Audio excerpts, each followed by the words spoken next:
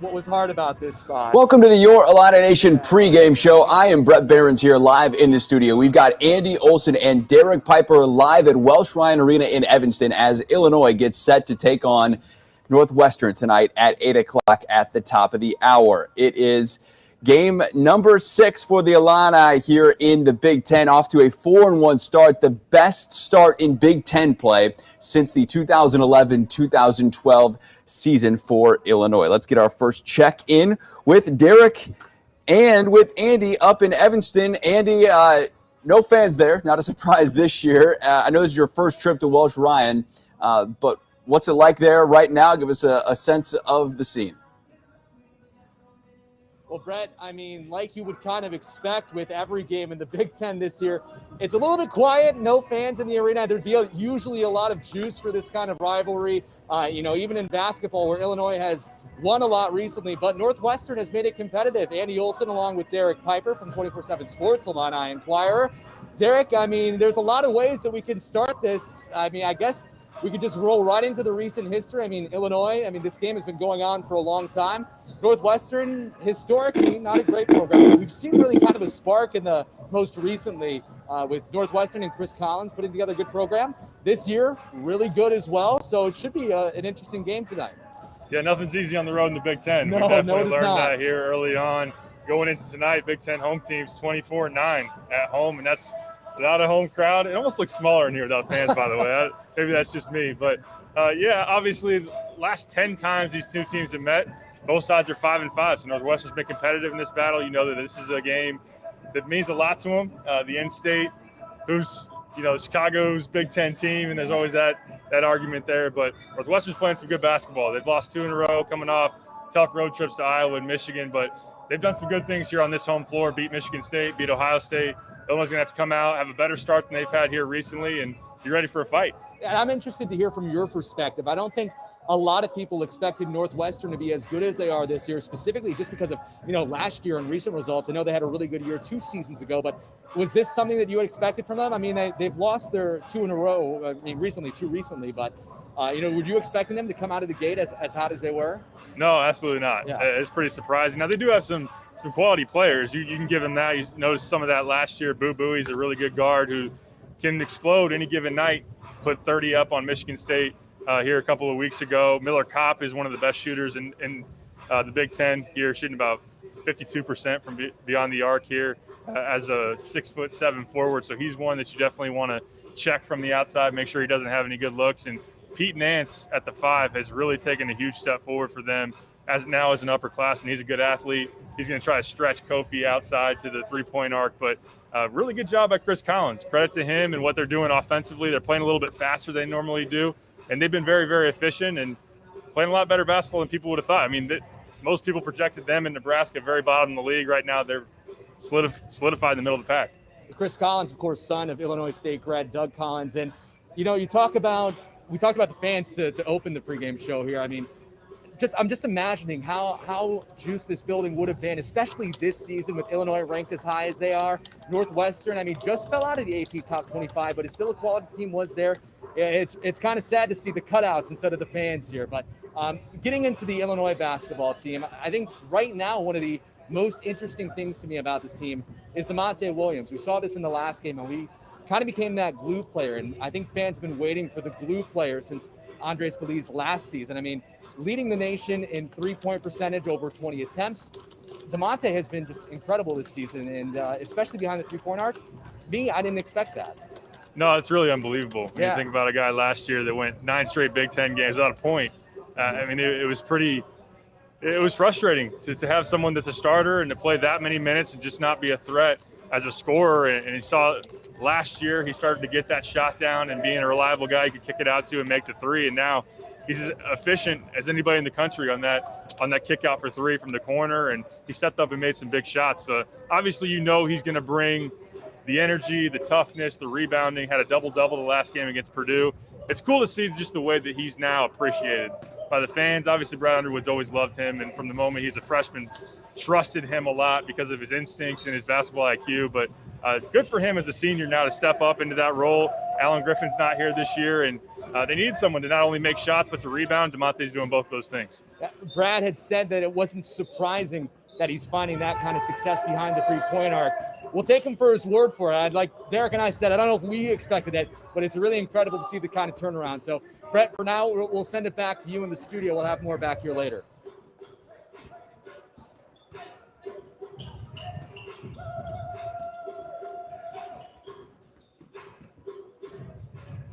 Yeah, he was going to be leading the country at 68% from three this season. Pretty incredible stuff for the Illini senior, who really was a top 100 recruit coming out of Peoria Emanuel High School. Had that knee injury. I think that really set him back, but he's found his way through and through. Brad Underwood talked yesterday to the media about this Northwestern team, and after starting so well early on this season, winning their first three Big Ten games, including with the win over Michigan State in there as well, that this team surprised a lot, like Derek and Andy talked about. And yesterday, Brad certainly not taking these Wildcats for granted. Older, they have one of the outstanding players, in my opinion, in Miller Kopp in our league, a guy that has just continued to get better and better. They will give us something that we have not seen a lot of. It'd be kind of Maryland-like last year with Stick Smith and Pete Nance, kind of a pick and pop five that has been very effective for them. He's having a nice year, and then of course Bowie is always explosive. So this is a team that's very, very gifted offensively. Chris does a great job of scheming and putting those guys in positions. They're playing a little faster. Their possessions are up. They're playing a little looser offensively, kind of letting some of those guys go. But all in all, we'll have to play very, very well. And they've been a team that have been very, very tough at home. Their home numbers versus their road numbers are substantially different. And we're very aware of that. That's Brad Underwood on this Northwestern Wildcats team that has now struggled after starting so well. Came into the year in Big Ten play on a roll. It was atop the Big Ten, and now that is the opposite out of that. As we head back to Evanston here with Andy and Derek, some keys to the game tonight. Andy, I know that they have good players in Miller Kopp and Boo Buie, like you talked about, and Pete Nance. I'm curious from your guys' perspective, though, if Illinois wants to get up and run this type of game. Both teams come in shooting the three really well. Illinois tops percentage-wise in the Big Ten. Northwestern is third percentage-wise shooting the three. Do you guys expect this to be a high-scoring affair? I mean, I would say, Bret, that in my opinion, I think it will be. Coming off of two really defensive games in Indiana and Purdue, I mean, you would expect, this kind of offense, sixth in offensive efficiency, according to Ken Palm, to take this kind of game and pop off. And Derek, I want to know your opinion too. I mean, like Bret said, I mean, offense is probably going to be the name of the game today. I had mentioned those two defensive battles. What do you think we're going to see today as far as more offensive, more defensive?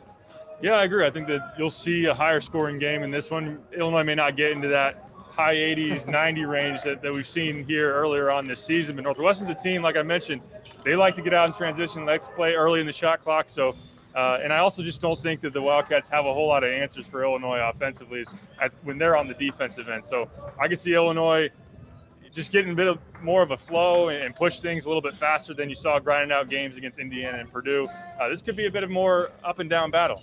And to be fair, Illinois found their opportunities to get those quick points in transition with a couple of steals. I'm thinking of one particularly where Andre Curbelo grazed the rim after getting that steal. Trent Frazier had another one of those plays. He went with the layup, though, instead of the so-called dunk. I don't know what we're still calling that. I think we're going with dunk. But, that kind of transition, that fast-paced offense is what Brad talked about. And, you can see that lesson being instilled in this team every time they play. I would imagine we're going to see the same thing tonight against Northwestern, like you said. Yeah, and that's really where a lot of these guards are comfortable and really dangerous to stop when you got the defense on their heels and they have space to operate. And Io's fantastic in transition. Curbelo, no one can really stay in front of him regardless of what the situation is. But, and also I think you look at a guy like Adam Miller, get him running the floor, maybe a couple of early looks from three on the break is something that could maybe get him going here. And this would be a nice night to really have him break out of some struggles. I know he hit a couple against Purdue, but maybe to really build on that, Trent Frazier as well. So, on the flip side, Boo Buie's an attacking guard. Northwestern's going to want to surround the perimeter with shooters and try to get going from three. So I think both teams will want to get up and down, but definitely Illinois with their guards, Kofi rim running, that's going to be a point of emphasis tonight. You mentioned Andre Curbelo, and I'll tell you what, you don't know how quickly Andre moves until you try and follow him with the camera. I learned that for the first time last week against Purdue. I imagine we're going to see more of the same tonight here against Northwestern. And I've talked in my hit in the 6 o'clock, in our show that this momentum could be important for the Illini. We're a quarter of the way through the Big Ten season so far. 3 Big Ten games in a row. We've already talked about how winning on the road is definitely difficult. But how big can this type of win be for Illinois and what it means for them getting this kind of train rolling the rest of the year? It's huge, especially when you look at this favorable stretch here, relatively in the Big Ten. You got relatively, absolutely. You got Maryland coming up at home on Sunday. After that, Nebraska on the road, Ohio State, Penn State. Those are teams outside of that top echelon of the Big Ten, and winning on the road is a really key piece to building that Big Ten championship contender. And you look at what Iowa's doing right now. They won at Rutgers. They were hammering Maryland last I checked on the road here tonight. So staying in that top tier with Michigan, who hasn't lost yet, Wisconsin, who's still getting it done, going on this nice early run through the early stretch of the Big Ten schedule, I think that's really key for this team. And we look a bit later in January when you see Iowa sitting there. You mentioned that they're getting the business done tonight. They did drop one to Minnesota, of course. That was a road game. So, it'll be really interesting to see how the Big Ten shakes out, Bret. This one could be important. I mean, Northwestern, we talked about how big this could be for Illinois, but Northwestern not far behind either, is 3-2 in Big Ten conference play. Just a quarter of the way through. Still a lot left to decide, but this game could be big for each of them, Bret. Will Northwestern finish with a winning record in the Big Ten this season? That's what I want to know. Andy, Derek, what do you think? What was that one? One more time, Bret. What was that? Will Northwestern finish with a winning record in the Big Ten? What do you guys think? That's a tough one. I don't think a lot of people expected that to begin the year, but I would say at this point, yes. But Derek, what do you think? Will Northwestern finish with a above 500 record in the Big Ten this year? Oh man, Bret coming with the hard-hitting questions. I'd say no. I lean towards no. I mean, they lose tonight. They're 500. They're 3-3. I don't know. I have to really maybe dissect their schedule a little bit more. But can they beat a team like a Purdue? Can they beat Indiana? I mean, they already have. They won at Indiana. They have a chance to be. I just maybe they regress a little bit back to the mean. We'll see. They'll have a chance in a lot of ball games. We're split here, Bret. I mean, I don't know. What do you think? Pretender or contender? Look, I don't think Northwestern's going to finish with an above 500 record. I think they might be just at that or a game or two below. I think their good start here is certainly noteworthy, and they need to be commended for that, winning at Indiana and then beating Michigan State at home. Certainly a big-time wins for that program and for Chris Collins in trying to get back to a point of relevancy after a tough season last year. The Illini talked about winning different ways coming into this one tonight, and you got to win multiple ways to be a Big Ten contender. You need to score points. They've done that 6 games this season that Illinois has scored 90-plus points. They've shown that they can do that and that they can score the ball very well. They've also shown in the last 2 games against Indiana and Purdue that they can win Big Ten grinders and go out there and let their defense eat for them. And that's how the Big Ten has been known for a long time. And Illinois showing that it can be versatile in ways that it wins, I think really could go a long way for this team this season. Here's Ayo Dosunmu yesterday talking about just that. It's very important. Every game, and you're not going to score 100 points or 90s. It's not going to be all just free-flowing, easy games. In the Big Ten, It's going to be games like Purdue and Indiana where you have teams who are well coached and they make it a rigged physical game. So you have to be able to find other ways to win. And we did that, shooting, I believe, 60% from the free throw line, allowing them to go on an, I believe, 19-0 run and still finding a way to come out on top and win, and protecting our home court is what's important. I think it's a sign of a mature team, an older team, and a team that is confident in knowing that they are not only good, but can go out and be versatile in different ways. So, Andy and Derek, how do you guys feel about this team showing that it can do different things in different ways and still, at the end of the day, come out with victories? And this team coming into tonight's game at 8-3 overall. Isn't that kind of what Bret Underwood wanted, Bret? I mean, he talks about all these rock fights in the Big Ten, and being able to be versatile, I think, is a way that you kind of combat those rock fights, how you win the rock fights. By, I think versatility is the bigger rock in that rock fight, Derek. But Io talked about it there, the different ways that they can win the game. We saw him get him into grinded out wins in those games against Purdue, games like Purdue. We saw him get into huge scoring matches. I mean, what do you think about the way that this team has been able to win, the different ways? And is that different than in years past? Yeah, I think so. I think that's something that they really were able to establish last year, and they won ugly even when the ball wasn't going in, won a lot of close games.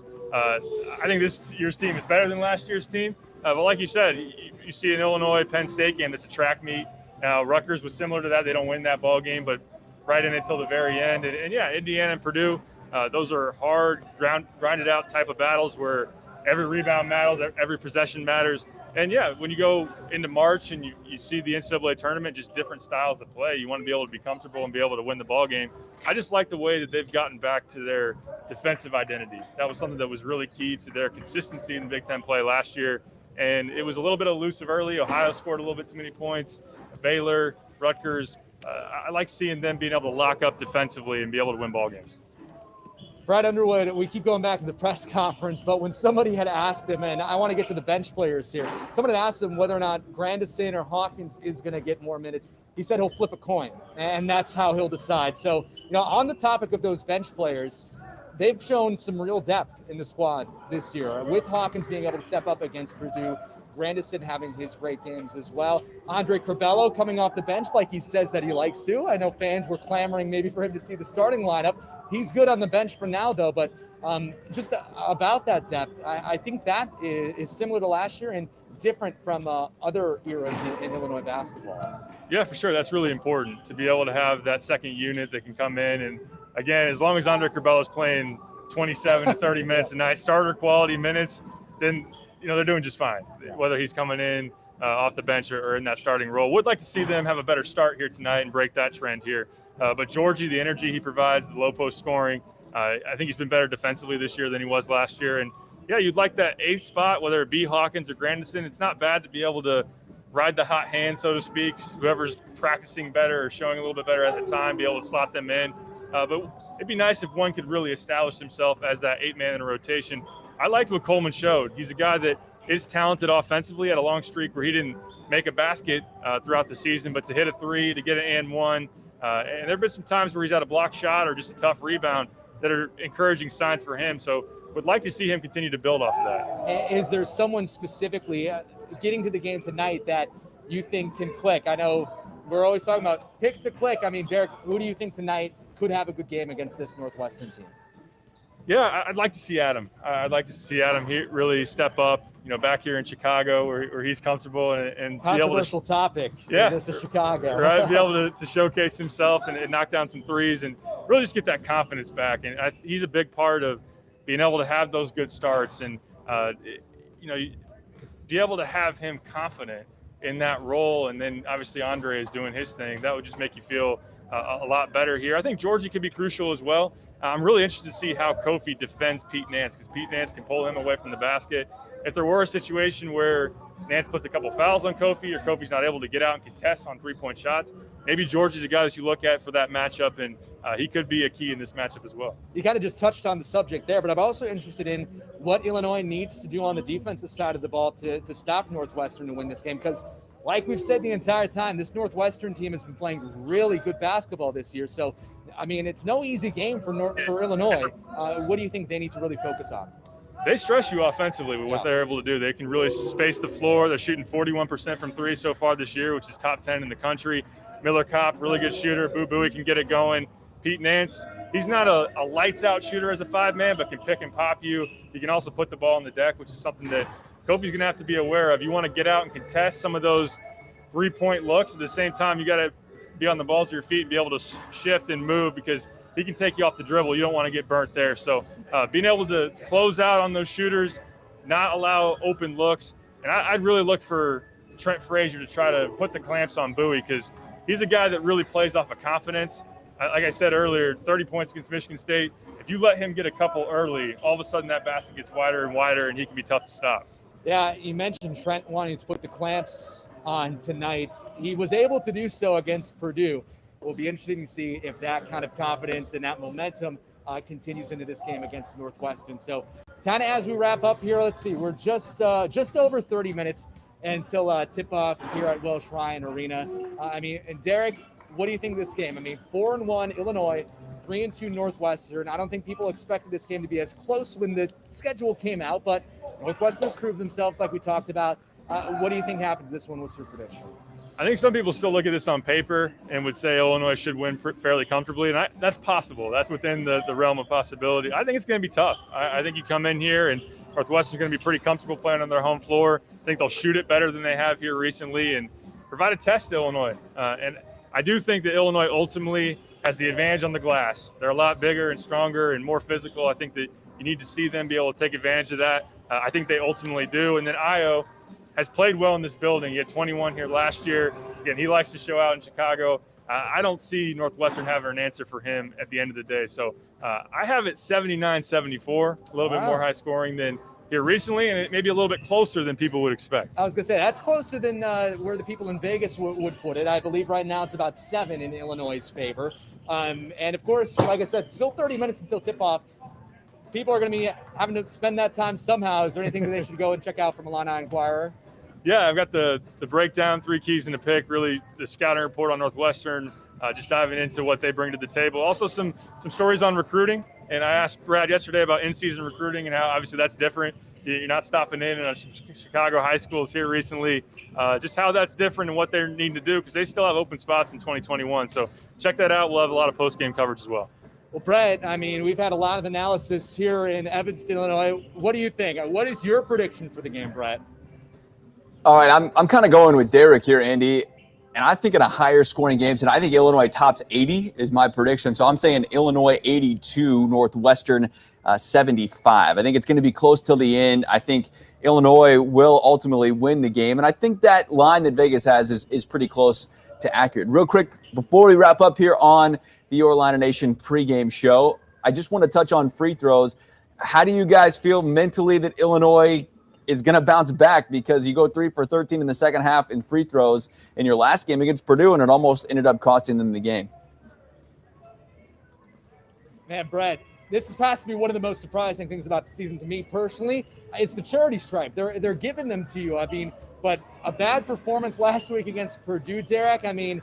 Free throws have been an issue, not just against Purdue. I would argue throughout the whole season we've seen the Illini miss more than they should. But what are your thoughts? Are we going to see more of that? Are they going to break out of that slump? And what is the key possibly to even getting out of that? Shooting a ton of them. I'm sure they have here recently. Being able just to see some go in early, have that confidence to step up and hit those. And come on, they're freebies. You got to be able to make them. They really cost you against Missouri. That was a stretch where you missed 10, 11 of those. And at the end of the game, that was the difference. So you don't want that to be the case again out here tonight, coming off a 9 for 22 outing against Purdue. Kofi was 0 for 6. Step up and make them. That's right. And fans hope that they'll make them all night long. As we hear the music back here, we can hear that in the background. But Derek, any last thoughts as we kind of wrap up here? I think we kind of hit it all, but what are you thinking right before game? I would say, 5 of the last 6 have been decided by 2 possessions or less. When you look at this series and this matchup, again, I do think it's going to be a highly contested battle. I think it's going to be a tough one, but at the same time, Illinois is just a lot more talented excited to see the orange throwbacks out here tonight and see what they got. Well, I have to ask Scott Ritchie what the record is for the orange throwbacks. I'm pretty sure he keeps up with the jersey tracker. It's a lot better than the Road Blues. The Road Blues, you're right. Underwood's career is like 2-18, so yeah. they might need to be burned here soon. They made the right choice on the jersey front. But Bret, we're going to have more coming up tonight at 10 o'clock. We'll have highlights. I'll also have a live report here from the Welsh Ryan Arena. But for now, that's all we have for the pregame show. We'll send it back to you, Bret. All right, Andy and Derek, 2-18 with the Road Blues. That is brutal. I don't think we should see those anytime soon. I know Atlanta Nation would feel the same way on that. Andy, thank you so much. And Derek, we'll look for the content on Illini Inquirer as always, as well as on the news tonight. Andy will rejoin us at 10 o'clock with highlights and a post-game recap live hit for us about 10:25. Hope you'll join us then. 8 o'clock tip tonight on the Big Ten Network. It should be a fun one between in-state rivals. I know this one doesn't maybe carry as much weight for a lot of people as football, but just mainly because Northwestern hasn't been as good in basketball. But still a rivalry in-state game, bragging rights on the line between Illinois and Northwestern. That's going to do it for the Your Illini Nation pregame show. Thanks so much for watching. As always, we'll catch you next time, hopefully soon, once again, here on the Your Illini Nation pregame show.